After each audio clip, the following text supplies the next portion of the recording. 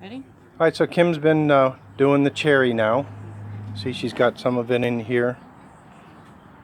Doing a nice job hitting all the, getting it deep into the crevices.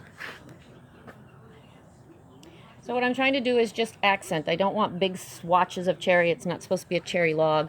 So I'm just giving it little swatches of cherry and then wiping them off pretty quick. I'm doing it with a really small brush this time rather than the bigger brush. I just want to get little highlights of it. And then you're probably going to go over some of these even to get rid of them with maybe some more of the driftwood. The other thing I was saying is when you mix up your stain in the beginning, don't shake it. They want you to stir it. And that's because if you shake it, you get bubbles in it. You don't want bubbles in there. When you mix up your stain, you'll feel on the bottom that there's almost like clay, which is all the pigments. It probably is clay.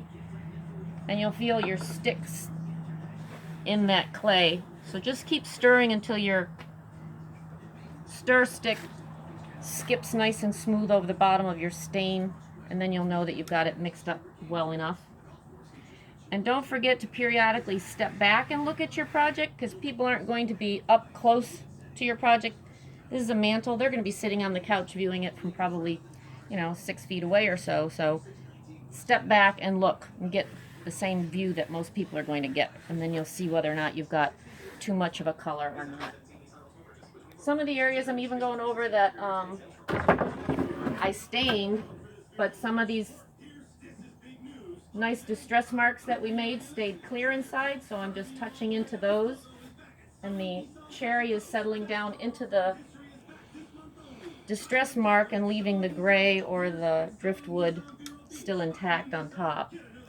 So in some of those, you just put the cherry on it and wipe it off. And so you can see the cherry stays into those stains. It's kind of a nice look too.